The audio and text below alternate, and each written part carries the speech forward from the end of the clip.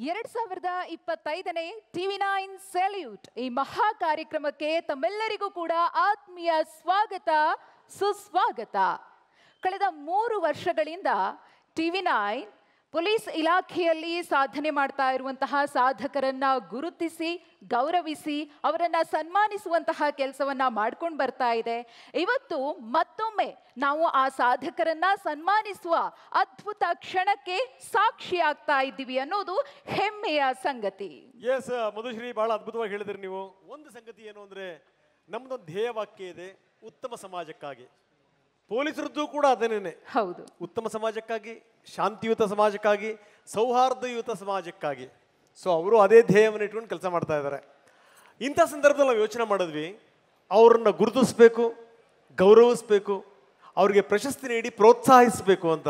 ನೋಡಿ, ಭಾಳ ಒಂದು ಅದ್ಭುತವಾದ ಒಂದು ಮಾತಿದೆ.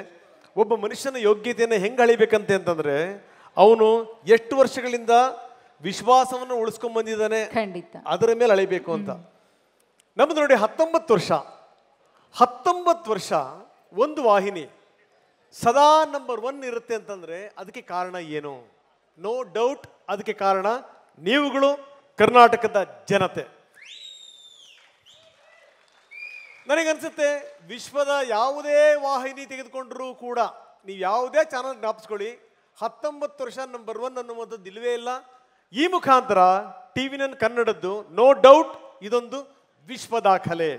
ಹೀಗಾಗಿ ನಾವು ಯೋಚನೆ ಮಾಡಿದ್ವಿ, ಪೊಲೀಸರನ್ನು ಕೂಡ ಗುರುತಿಸಬೇಕು, ಅವ್ರನ್ನ ಗೌರವಿಸಬೇಕು, ಈ ಮುಖಾಂತರ ಪ್ರೋತ್ಸಾಹ ಕೊಡಬೇಕು ಅಂತ. ಆವಾಗ ನಮಗನ್ಸಿದ್ದೇನೆ ಸೆಲ್ಯೂಟ್. ಎಸ್, ಅವ್ರನ್ನ ಕರೆಸಿ ಯಾಕೆ ನಾವೊಂದು ಸೆಲ್ಯೂಟ್ ಹೊಡಿಬಾರ್ದು ಕನ್ನಡಿಗರ ಪರವಾಗಿ ಅಂತ ಅನಿಸ್ತು. ಹೀಗಾಗನೇ ಈ ಕಾರ್ಯಕ್ರಮ ಮೂಡಿ ಬರ್ತಾ ಇದೆ. ಬನ್ನಿ, ಹಾಗಾದ್ರೆ ಇದು ಬಂದದ್ದು ಹೇಗೆ, ಎಷ್ಟು ಜನರನ್ನ ನಾವು ಸನ್ಮಾನ ಮಾಡಿದ್ದೀವಿ, ಸತ್ಕಾರ ಮಾಡಿದ್ದೀವಿ, ಎಷ್ಟರ ಮಟ್ಟಿಗೆ ಇದು ಪ್ರೇರಣೆ ಆಗಿದೆ, ಆರಂಭದಲ್ಲಿ ಒಂದಷ್ಟು ವಿವರಗಳನ್ನ ನೋಡೋಣ.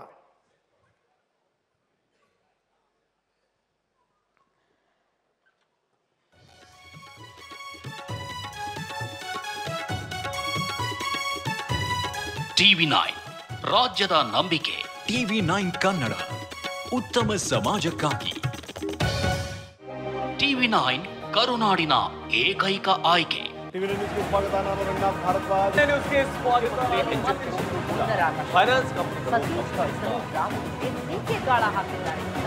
ಜನಾರ್ದನ ರೆಡ್ಡಿ ಬಾಂಬ್ ಈ ಮೂಲಕ ಕಳೆದ 19 ವರ್ಷಗಳಿಂದ ಕನ್ನಡದ ನಂಬರ್ 1 ಸುದ್ದಿವಾಹಿನಿ TV9 ಮಾತ್ರ. ಈ 19 ವರ್ಷಗಳಲ್ಲಿ ನಾವು ನೆಟ್ಟ ಮೈಲುಗಲ್ಲುಗಳೆಷ್ಟೋ, ದಾಖಲಿಸಿದ ಸಾಧನೆಗಳೆಷ್ಟೋ, ನಾವು ತಂದ ಬದಲಾವಣೆಗಳೆಷ್ಟೋ.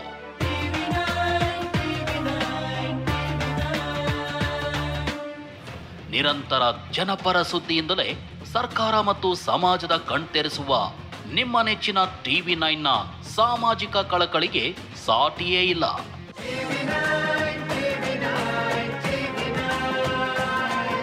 ಕರುನಾಡು ಮೆಚ್ಚಿದ TV9 ಕನ್ನಡ ಸಮಾಜದ ಅಂಕುಡೊಂಕು ಎತ್ತಿ ತೋರಿಸಿದೆ.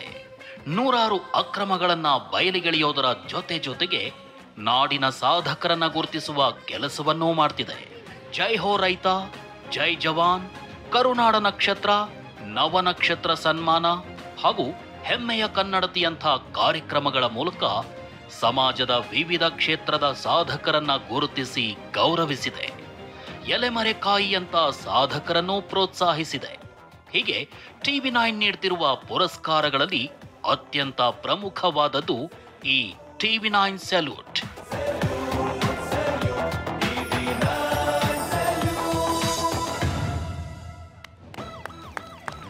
ಉತ್ತಮ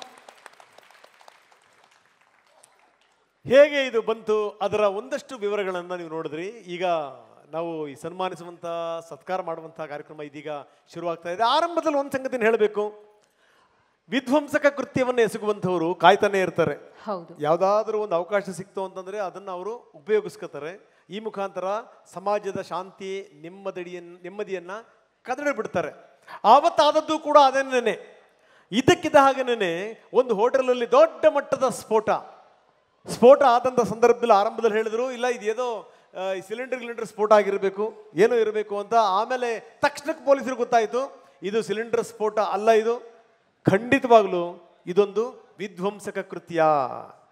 ತಕ್ಷಣ ನೋಡಿ ಕಾರ್ಯಾಚರಣೆಗಿಳಿದ್ರು ಪೊಲೀಸರು, ತಂಡಗಳನ್ನು ರಚನೆ ಮಾಡಿದರು. ಯಾವ ರೀತಿ ಅವರ ಹೆಜ್ಜೆ ಗುರುತುಗಳನ್ನು ಹಿಡಿದು ಹೋದ್ರು, ಯಾವ ಪರಿ ಹೆಡೆಮುರಿ ಕಟ್ಟಿದ್ರು, ಏನದು ಘಟನೆ ಬನ್ನಿ ನೋಡ.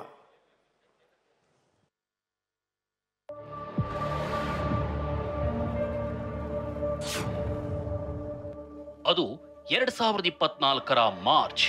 ಸಮಯ ಮಧ್ಯಾಹ್ನ 12:55 ಆಗಿತ್ತು.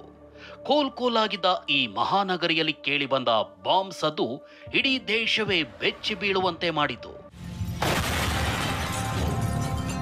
ಎಸ್, ಬೆಂಗಳೂರಿನ ಐಟಿ ಹಬ್ ವೈಟ್ ಫೀಲ್ಡ್ ಬಳಿ ಇರುವ ರಾಮೇಶ್ವರಂ ಕೆಫೆಗೆ ಬಂದ ಅನಾಮಿಕನೊಬ್ಬ ಬ್ಯಾಗ್ನಲ್ಲಿ ಬಾಂಬ್ ಬಿಟ್ಟು ಅದನ್ನ ಸ್ಫೋಟಿಸಿ ಹೊರಟು ಬಿಟ್ಟಿದ್ದ.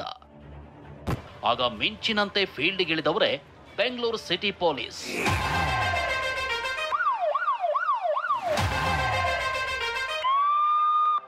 ಈ ತನಿಖೆಯ ಜವಾಬ್ದಾರಿಯನ್ನ ವಹಿಸಿಕೊಂಡಿದ್ದು ಖಡಕ್ ಅಧಿಕಾರಿಗಳಾದ ಅಂದಿನ ಸಿಸಿಬಿ ಡಿಸಿಪಿ ಶ್ರೀನಿವಾಸ್ ಗೌಡ ಹಾಗೂ ಈಶಾನ್ಯ ವಿಭಾಗದ ಡಿಸಿಪಿ ಆಗಿದ್ದ ಲಕ್ಷ್ಮೀ ಪ್ರಸಾದ್ ಹಾಗೂ ಅವರ ತಂಡ. ಎಸ್, ಈ ಪ್ರಕರಣದ ತನಿಖಾಧಿಕಾರಿಯಾಗಿ ಎಸಿಪಿ ನವೀನ್ ಕುಲಕರ್ಣಿ ಅವತ್ತು ಫೀಲ್ಡ್ಗಿಳಿದು ಸಮಗ್ರ ತನಿಖೆ ಆರಂಭಿಸಿಬಿಟ್ಟಿದ್ರು. ಇನ್ಸ್ಪೆಕ್ಟರ್ ಶಿವಸ್ವಾಮಿ ಮತ್ತು ಅವರ ತಂಡ 200ಕ್ಕೂ ಹೆಚ್ಚು ಬಿಎಂಟಿಸಿ ಬಸ್ಗಳನ್ನ ತಪಾಸಣೆ ಮಾಡಿ ಈ ಬಾಂಬ್ ಬಿಟ್ಟ ಉಗ್ರ ಸಾಗಿದ್ದ ಮಾರ್ಗವನ್ನ ಪತ್ತೆ ಹಚ್ಚಿದ್ರು. ಮತ್ತೊಂದು ಕಡೆ ಎಸಿಪಿ ಚಂದನ್ ಕುಮಾರ್, ಇನ್ಸ್ಪೆಕ್ಟರ್ಗಳಾದ ಸುಬ್ರಮಣಿ, ನಾಗೇಶ್, ಕುಮಾರಸ್ವಾಮಿ ಹಾಗೂ ಅವರ ತಂಡ ಕೃತ್ಯ ಎಸಗಿ ಬೆಂಗಳೂರಿನಿಂದ ಕಲಬುರಗಿ ಮಾರ್ಗವಾಗಿ ಹೊರಟಿದ್ದ ಉಗ್ರನ ಬೆನ್ನತ್ತಿದ್ರು. ಇನ್ನು ಇನ್ಸ್ಪೆಕ್ಟರ್ಗಳಾದ ಬಾಲಾಜಿ, ಮಲ್ಲಿಕಾರ್ಜುನ್ ಸಿಸಿಟಿವಿ ಪರಿಶೀಲಿಸಿದ್ರೆ, ಇನ್ಸ್ಪೆಕ್ಟರ್ ಪ್ರಕಾಶ್ ಮತ್ತು ಸೌಮ್ಯ ಟೆಕ್ನಿಕಲ್ ಸೆಂಟರ್ನಲ್ಲಿದ್ದು ಡೇಟಾ ಅನಲೈಸ್ ಮಾಡೋ ಮೂಲಕ ಆರೋಪಿಯ ಬಗ್ಗೆ ಮಹತ್ವದ ಸುಳಿವುಗಳನ್ನು ನೀಡಿದ್ರು. ಹೀಗೆ ಈ ಪ್ರಕರಣದ ಬೆನ್ನು ಹತ್ತಿದ ಅಧಿಕಾರಿಗಳು ಬಾಂಬ್ ಸ್ಫೋಟಿಸಿದ ಉಗ್ರ ಧರಿಸಿದ್ದ ಕ್ಯಾಪ್ನಲ್ಲಿ ಪತ್ತೆಯಾಗಿದ್ದ ಅವನ ಕೂದಲಿನ ಸಹಾಯದಿಂದ ಡಿಎನ್ಎ ಪರೀಕ್ಷೆ ಮಾಡಿಸಿ ಬಾಂಬ್ ಬಿಟ್ಟವನು ಶಿವಮೊಗ್ಗದ ಮುಸಾವಿರ್ ಹುಸೇನ್ ಶಾಜೀಬ್ ಮತ್ತು ಅವನ ಬೆನ್ನಿಗೆ ನಿಂತವನು ಉಗ್ರ ಅಬ್ದುಲ್ ಮತೀನ್ ತಾಹಾ ಅಂತ ಗುರುತಿಸುವ ಮೂಲಕ ಮಹತ್ವದ ಸುಳಿವನ್ನ ನೀಡಿದ್ರು. ಮುಂದೆ ಸಂಪೂರ್ಣ ಸಾಕ್ಷಿ ಪತ್ತೆ ಹಚ್ಚಿದ ನಂತರ ನಮ್ಮ ಬೆಂಗಳೂರು ಪೊಲೀಸರು ಸಂಪೂರ್ಣ ಕೇಸ್ ಫೈಲ್ ಅನ್ನ ಎನ್ಐಎಗೆ ಹಸ್ತಾಂತರಿಸಿದ್ರು. ನಂತರ ಎನ್ಐಎ ಟೀಮ್ ಉಗ್ರರನ್ನ ಬಂಧಿಸಿತು. ಹೀಗೆ ಉಗ್ರರನ್ನ ಪತ್ತೆ ಹಚ್ಚುವಲ್ಲಿ ಮಹತ್ತರ ಪಾತ್ರ ವಹಿಸಿದ್ದ ನಮ್ಮ ಬೆಂಗಳೂರು ಪೊಲೀಸ್ ಅಧಿಕಾರಿಗಳಿಗೆ ಟಿವಿ9 ಸಲ್ಯೂಟ್.